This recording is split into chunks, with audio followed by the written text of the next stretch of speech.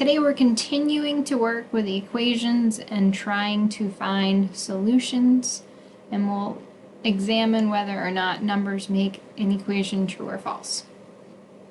Okay, so your goal is to be able to determine if an equation is true or false.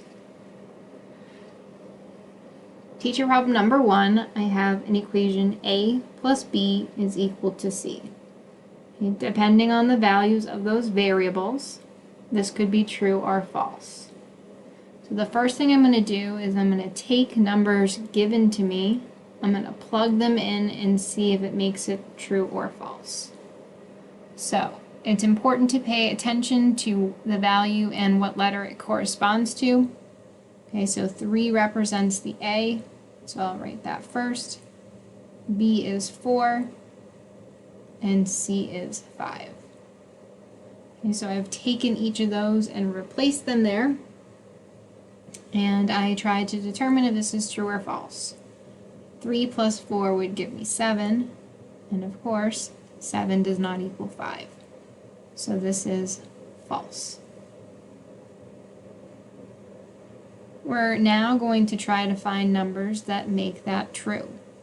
Okay, there are an infinite number of possibilities here. Okay, you want to think of 2 numbers that you could add. So I could start by saying, let's take A is 5, B is 2. To make that true, C would have to then equal 7. Okay, you could also work backwards. So another example of how to make this true is I'm choosing a value for C. Let's say I want C to equal 11. Then when I choose values for A and B together, I want to choose 2 numbers that will add up to 11. So 7 plus 4 equals 11. Using the same equation, we're going to choose numbers that would make that false.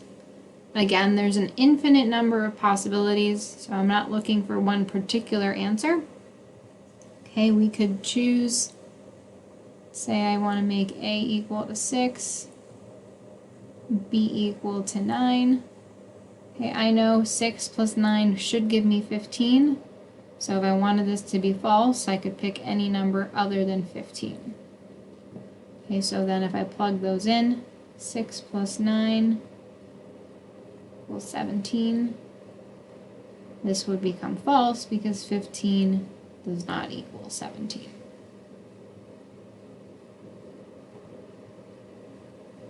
Okay, we're going to follow that same process, except now we're going to practice with multiplication. Again, the first thing is we want to be able to plug in and decide if that's true or false. Okay, here we have x times y equal to z. So I'm going to replace x with a 3. Then that's multiplied by y, which is 4. And what that equals is z, which is 12. And so once we plug those in, 3 times 4 does equal 12, so we would say this is true. All right. Next, I want to find new values of x, y, and z that will also make this true. Again, a few different strategies. You could start by picking what you want your x and your y to be. And so if you want x to be 5, y to be 7, figure out 5 times 7 is what? Make that RZ. 5 times 7 equals 35. Again, on these ones where you're making it true or false, you can choose any of your own numbers as long as you're making them actually equal. So 5 times 7 is 35. 35 equals 35. So that is true. Lastly, okay, we also want to be able to choose numbers that would make that false. So again, I would start with what is your x, your y, and your z going to be. Right? If we want this to be false, and you can choose any numbers you want, x is y, x times y there, 8 times 3. Okay, we want to pick anything other than what 8 times 3 really equals. Okay, 8 times 3 is 24, so choose any other number than 24.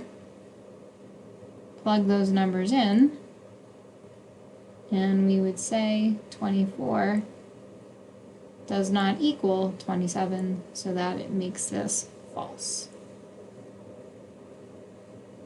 Right. The last thing we're going to be working on today is being able to take information and determine the equation that matches. Okay, so in teacher problem number 3, we're going to write an equation for this situation. So Mai's water bottle has 24 ounces in it. She drank X ounces of water, and there are 10 ounces left.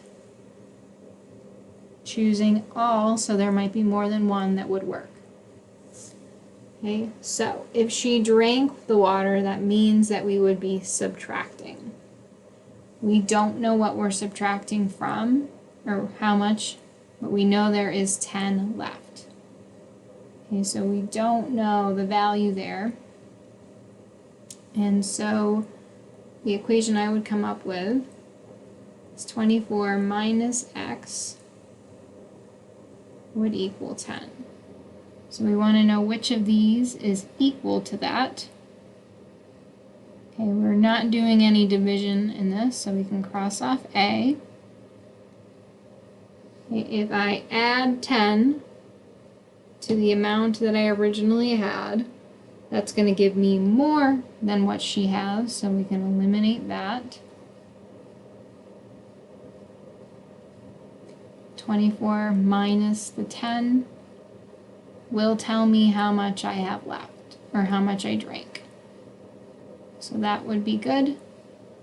And then again on D, how much she drank, X, that amount, plus the 10 that she had, would give us the total amount. And then on the last one, 10x is 10 times x, so I would eliminate that for my choice. Okay, so be careful when you're working through questions like this, okay, where you're selecting all, because there may be more than one choice. Okay, continue working on drawing diagrams, on determining if things are true or false, in your independent work for today.